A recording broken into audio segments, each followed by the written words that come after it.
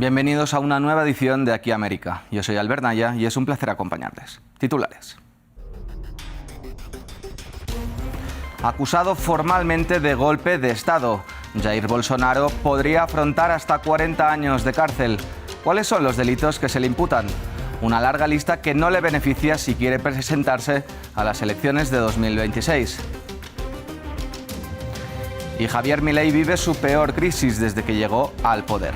Además del escándalo de las criptomonedas, fue señalado por una entrevista en prime time presuntamente pactada. Nuestra corresponsal en Buenos Aires nos explicará las consecuencias de estos dos sucesos. Y Donald Trump amplió la lista de organizaciones terroristas, desde cárteles mexicanos a la Mara Salvatrucha o el Tren de Aragua. Pero, ¿qué implica estar en la lista negra de Washington? Lo analizamos. Comenzamos. Hasta 40 años de cárcel. Jair Bolsonaro deberá pasar por los juzgados, acusado, entre otros delitos, de golpe de Estado. Pero la lista de delitos que pesan sobre el exmandatario es larga. Samuel Salgado nos enumera todas las acusaciones. La investigación por la trama golpista contra el expresidente Jair Mesías Bolsonaro es el caso más avanzado y el más grave, un cúmulo de 5 delitos que incluye un plan para asesinar a Lula da Silva. De ser hallado culpable por el Tribunal Supremo, podría acarrearle a Bolsonaro hasta 40 años de prisión. Pero el expresidente de ultraderecha enfrenta otros 2 casos ante la justicia.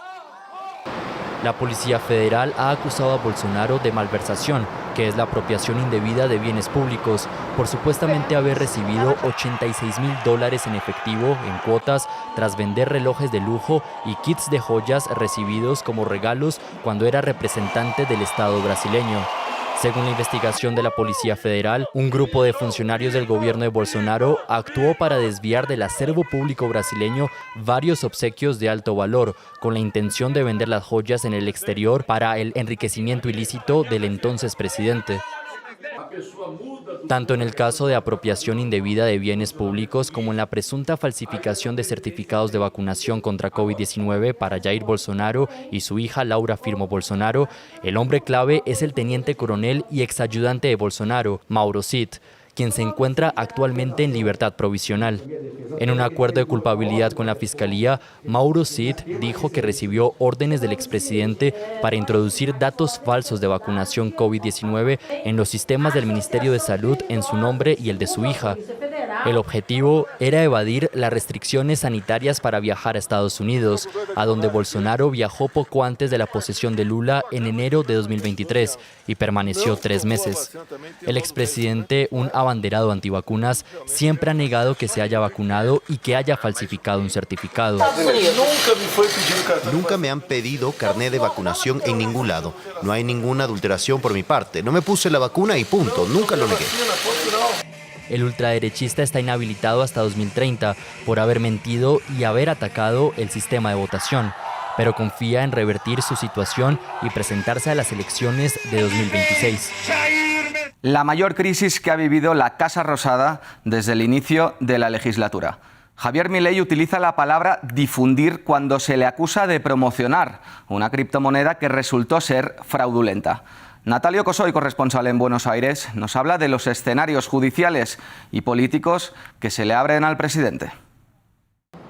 Por un lado, el mismo gobierno le pidió a la Oficina Anticorrupción que investigue y dijo que va a crear una unidad dentro del Poder Ejecutivo para también buscar información que pueda luego presentar a la justicia. Además, legisladores de la oposición dijeron que van a intentar llevar adelante un juicio político contra el presidente Javier Milei. Y decenas de personas se presentaron en la justicia argentina y todo quedó bajo un juzgado que está investigando la posible comisión de delitos, entre los que se podrían encontrar asociación ilícita, estafa, incumplimiento de los deberes de funcionario público y la recepción de dádivas. Mientras tanto, en Estados Unidos, un estudio de abogados de allí está juntando denuncias de diferentes damnificados para ver si finalmente inicia en ese país una demanda colectiva. Y en lo que tiene que ver con la opinión pública, hubo varias encuestas, algunas que determinaron que la gente cree que esta es la peor crisis del gobierno de Javier Milei y que también muchas personas creen, y esto aparece en varias encuestas, que el presidente tiene responsabilidad en lo ocurrido. Milei quiso dar explicaciones inmediatas, Pero lo que debía ser una entrevista en prime time para argumentar sus actos ante la nación resultó estar presuntamente pactada. Un vídeo filtrado lo expuso. Por ello, las calles rugen ante tal exposición sobre el control que existe en los medios.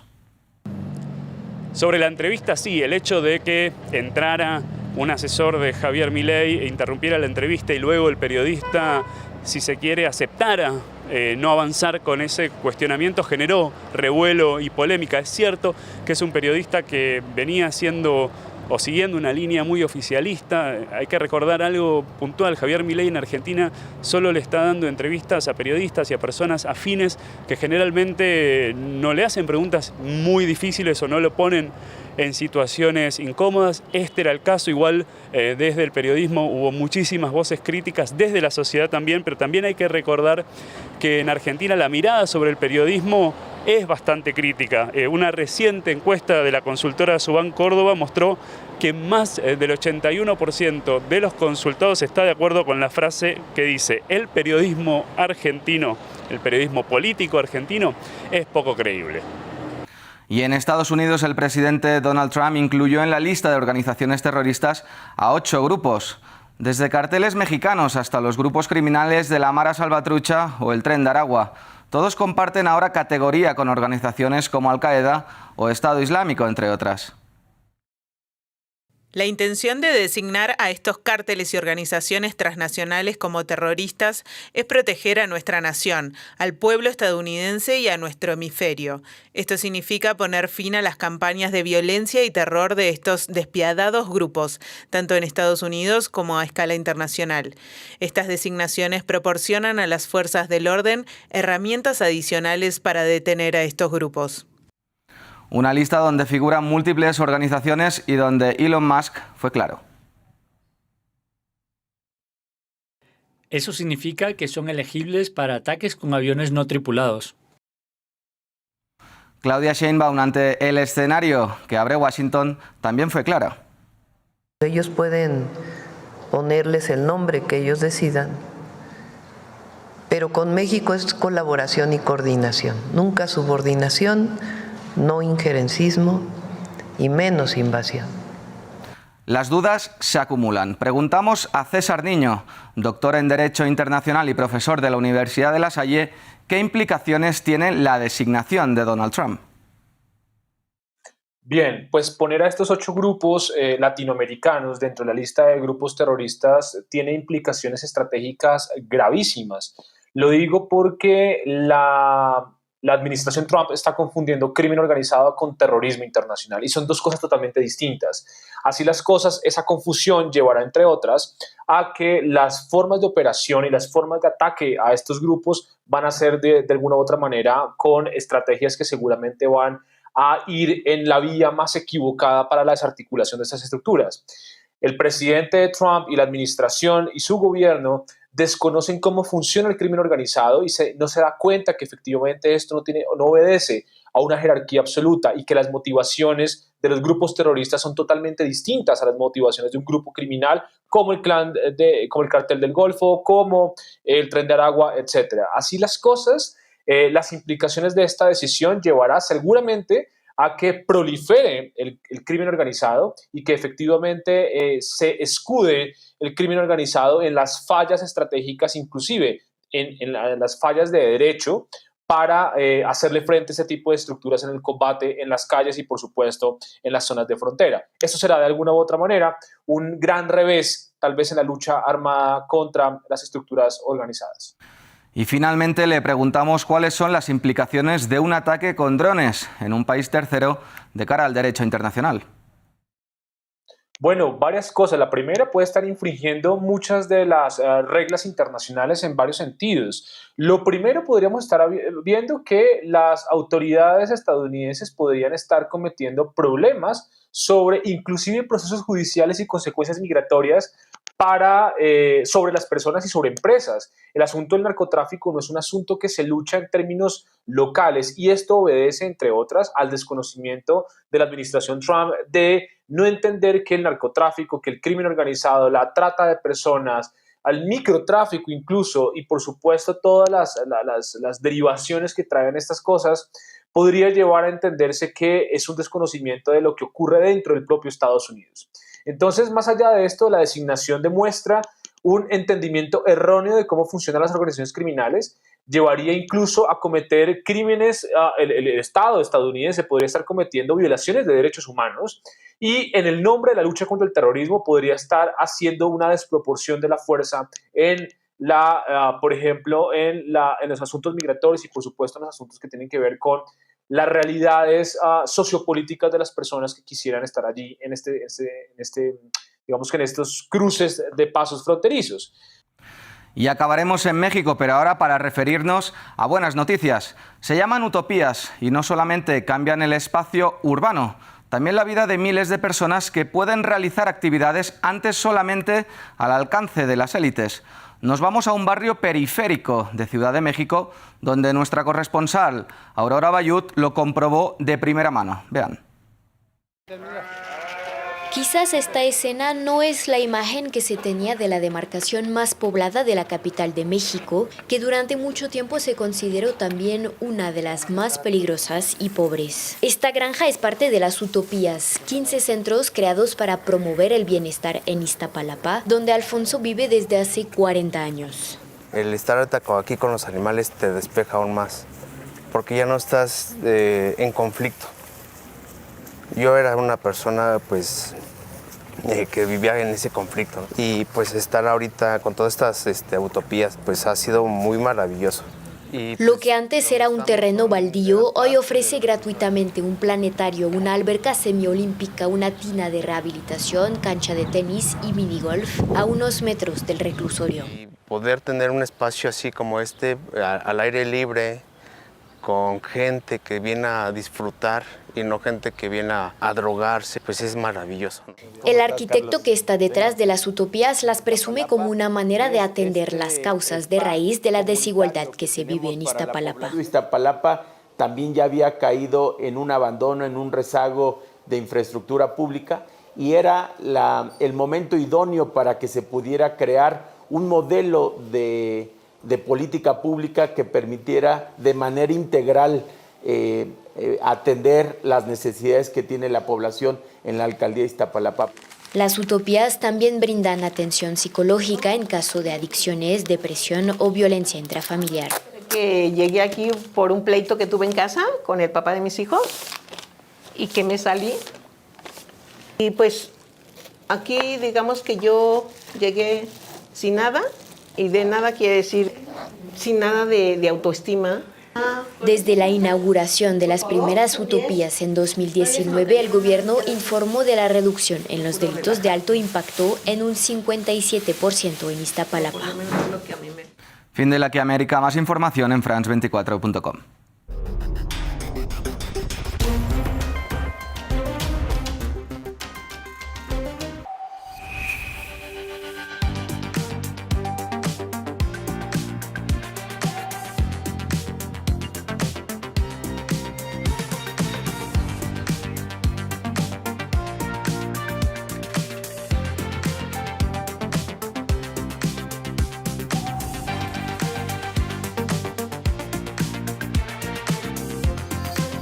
France 24, la economía día a día.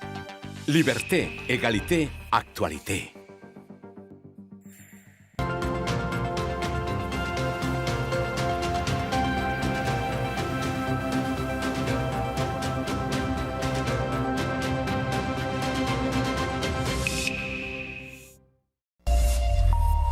Esto es Contexto Global aquí en la pantalla de France 24. Soy Juan Pupiales y los acompaño en este repaso informativo.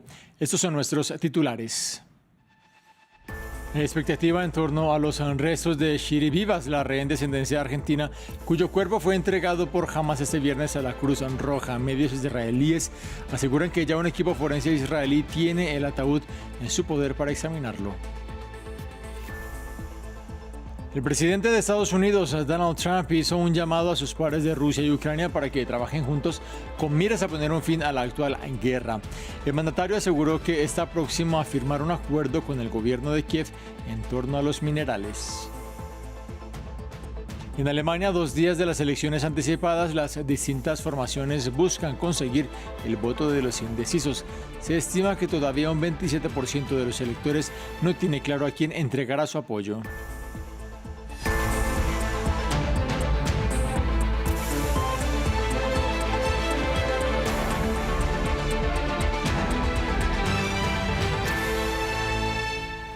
El grupo palestino Hamas entregó a la Cruz Roja los restos de Shiri Vivas, la rehén israelí de origen argentino cuyo cuerpo la organización había asegurado que entregó el jueves a Israel.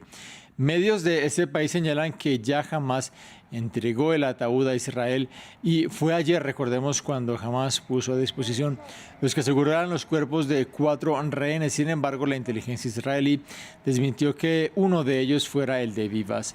Aunque este episodio arrojó tensión sobre el alto el fuego, ya la organización palestina dio a conocer las identidades de los 6 rehenes que se espera liberen este sábado a cambio de 600 prisioneros.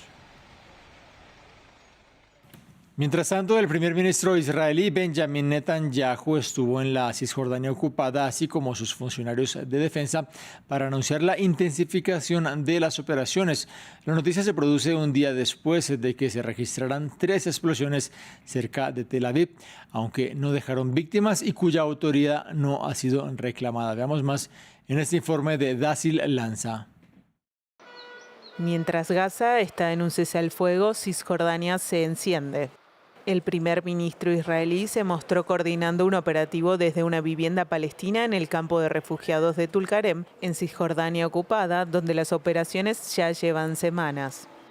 La presencia de Netanyahu en Cisjordania se produjo tras una serie de explosiones de 3 autobuses ocurridas el jueves cerca de Tel Aviv. Estas no produjeron víctimas y la policía y el Servicio de Seguridad Interno, Shin Bet, dijo estar investigando los incidentes. Desde el gobierno lo calificaron de atentado terrorista. Netanyahu y su ministro de Defensa dieron la orden de aumentar las fuerzas en los territorios a los que llamó con el nombre bíblico de Judea y Samaria, en lugar del reconocido internacionalmente como Cisjordania. En el último año hemos incrementado enormemente nuestra actividad. Estamos entrando en los bastiones terroristas, arrasando calles enteras que utilizan los terroristas, sus casas. Estamos eliminando terroristas. Estamos en guerra contra el terrorismo islámico radical y venceremos aquí y en Gaza y en todas partes y destruiremos a los secuestradores y asesinos de bebés de Hamas. He dado instrucciones a las Fuerzas Armadas israelíes para que intensifiquen su actividad en Judea y Samaria hasta derrotar el terrorismo. Israel anunció la ofensiva Muro de Hierro contra Cisjordania el 21 de enero, solo 2 días después del inicio del acuerdo de alto al fuego con Hamas en Gaza. En las últimas semanas, decenas de miles de palestinos han huido de las operaciones militares israelíes en el norte de Cisjordania, el mayor desplazamiento en el territorio ocupado desde la guerra de 1967. Seguimos en Medio Oriente. Delegados de Egipto, Jordania y otros países árabes se reunieron en Riad para mantener conversaciones informales sobre la reconstrucción de Gaza.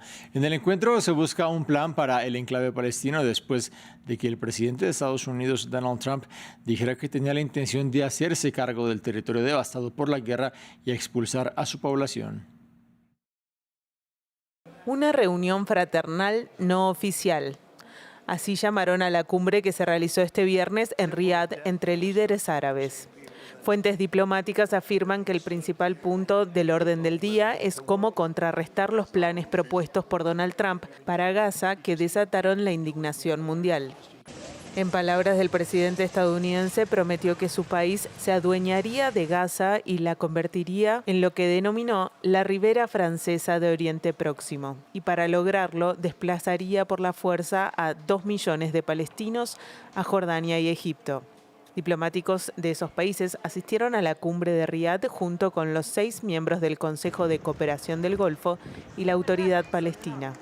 Egipto informó que ya empezó a formular un plan para Gaza que se desarrollaría a lo largo de 3 a 5 años. Aún no se ha publicado, pero se entiende que comenzaría con la retirada de escombros y acabaría con la reconstrucción de infraestructuras, viviendas y servicios, y seguiría con pasos hacia un Estado palestino independiente.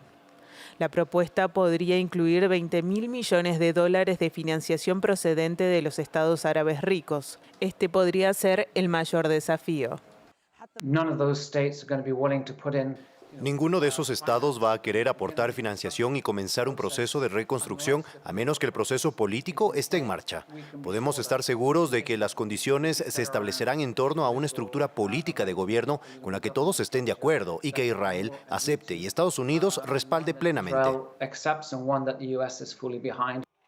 Los desplazados de Gaza empezaron a regresar a sus hogares, pero se encuentran con una destrucción generalizada.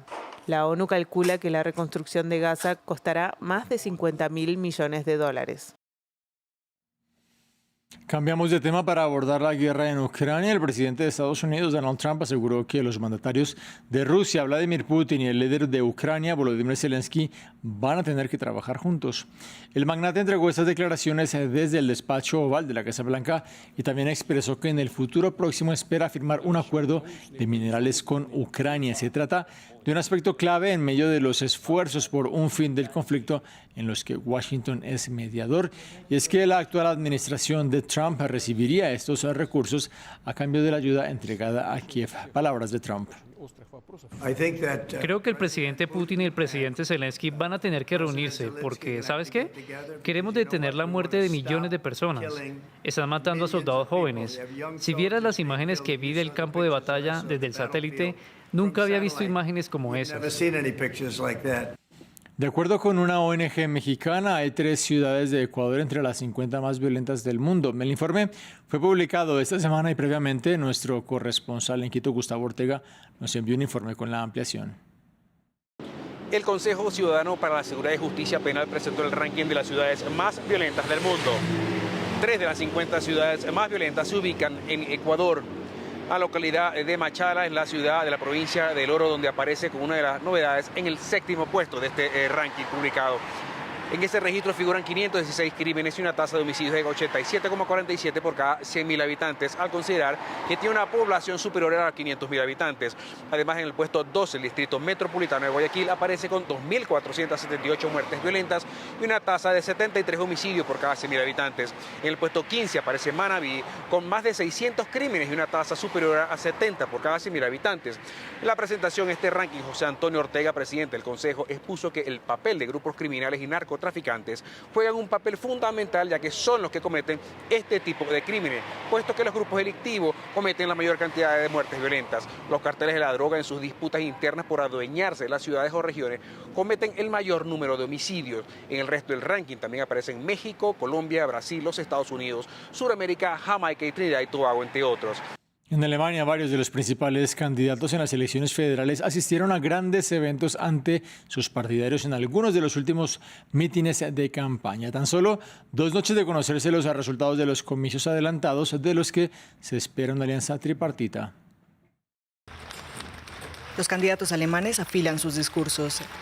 El canciller Olaf Scholz, al que las encuestas auguran un desbarranco electoral, reiteró su apoyo a Ucrania en un cruce de retóricas con el presidente estadounidense Donald Trump, que presiona por finalizar la guerra y por un pacto que dé a Estados Unidos acceso a los minerales críticos ucranianos. En la política estadounidense la palabra transaccional es muy popular. Lo que significa es solo pienso en mí y en lo que me beneficia. Eso no es propio de la política alemana. Nosotros estamos comprometidos con una Europa fuerte. Defendemos a Ucrania porque no debe quedar sola. Por su parte, el favorito, el líder democristiano Friedrich Merz, prometió nuevamente que no pactaría con la ultraderecha, luego de haber aceptado el apoyo del ultraderechista Alternativa para Alemania en el Bundestag. Para mí no es posible colaborar en ningún momento y en ningún caso con ese partido que se autodenomina Alternativa para Alemania. No es posible hacerlo. Mientras, los verdes y el izquierdista Die Linke hicieron un gran acto conjunto. No tenemos 4 años más para desperdiciarlos. Será demasiado tarde para el calentamiento global y para la lucha contra él. Será demasiado tarde para la lucha contra el radicalismo de derechas. Será demasiado tarde para Europa. Los sondeos dan a la CDU de Merz ganadora con un 30% de los votos, seguidos de la ultraderecha de la AfD con un 20% y de los socialdemócratas con un virtual 15%. Las apuestas apuntan a un gobierno tripartito, con la CDU y los socialdemócratas aceptando su apoyo mutuo y el de los verdes o el de la izquierda. Y a menos de 48 horas de que abran las urnas en Alemania, tenemos que hablar del aumento en la popularidad de la izquierda alemana. El partido heredero de los comunistas del Este ha tenido un crecimiento del apoyo ciudadano, no solo en las redes sociales, sino también en las mediciones de las encuestas de intención de voto. Tenemos más en este informe. Die Linke, la izquierda en alemán, fue fundado sobre las cenizas del Partido Comunista de Alemania del Este y vive un repunte en los últimos sondeos. La líder del partido en el Parlamento, Heidi Reichneck, protagonizó un episodio que hizo que los reflectores apuntaran a la izquierda. Criticó a los conservadores que lideran las encuestas por romper un tabú histórico al buscar la cooperación con la extrema derecha para aprobar una moción sobre la inmigración.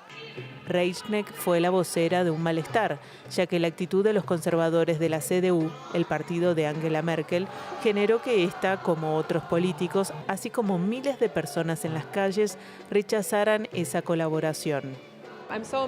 Me asombra que cientos de personas acudan a nuestros actos y quieran formar parte del movimiento de izquierdas. Hablan entre ellos, se organizan y dicen, vale, tenemos que intentar cambiar este país.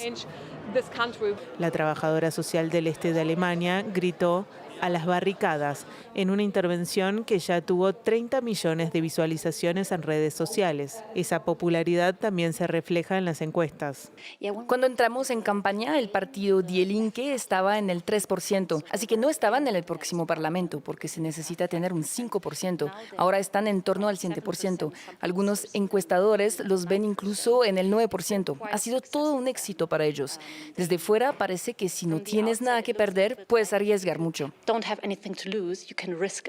El presidente del partido, Jan van Aken, con quien Reichneck comparte candidatura, suele usar una camiseta con la leyenda "Impuestos a los ricos". Y si bien estarían en un quinto lugar en las encuestas, se perfilan para ingresar al Parlamento. Más noticias de Alemania. La policía arrestó a un sujeto señalado de apuñalar y herir gravemente a un hombre durante las horas de la noche en Berlín. Los hechos ocurrieron en el monumento conmemorativo por el Holocausto y las autoridades no entregaron detalles sobre la identidad del sospechoso ni su posible motivo, pero dijeron que la víctima, que según medios españoles es del país ibérico, no corría peligro y que iba a ser sometida a una intervención quirúrgica. Vamos al Vaticano porque este viernes los médicos encargados de atender la salud del Papa Francisco ofrecieron por primera vez una conferencia de prensa, esto a pedido del pontífice, quien hoy se ha sentado en un sillón. El doctor Sergio Alfieri, cirujano jefe del Hospital Gemelli de Roma, dijo que su estado continúa siendo crítico, aunque su vida de momento no está amenazada. Veamos más en este informe de Jesús Yajure.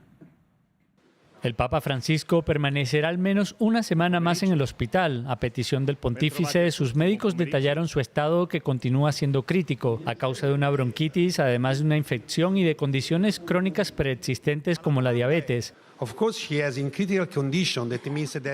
Por supuesto, está en estado crítico, lo que significa que un paciente de 88 años con una enfermedad crónica y alguna infección, virus, hongos y bacterias, está en estado crítico, pero ahora está bien, está bien. Francisco fue ingresado en el Hospital Gemelli de Roma el 14 de febrero, después de que un ataque de bronquitis que había durado una semana empeorara. También está luchando contra una infección múltiple. Pese a esto, su vida en este momento no está en riesgo, según aseguran sus médicos. Si la pregunta es si está fuera de peligro, no. Pero si nos preguntan si en este momento su vida está en peligro, la respuesta es también no. Ahora ha pasado 20 minutos yendo de su habitación a la capilla para rezar, pero siendo realistas, esta es la situación. Es el Papa, pero también un hombre. Los médicos de Francisco afirman que en el mejor escenario el Papa regresará a su residencia curado de las infecciones, pero sus condiciones crónicas permanecerán. Católicos en todo el mundo se han volcado en jornadas de oración por la salud del pontífice, que alcanzó los 88 años y cuya salud en los últimos meses se ha vuelto frágil. Llegamos al final de este informativo, pero como siempre la invitación a ustedes para que se queden aquí en esta pantalla en France 24.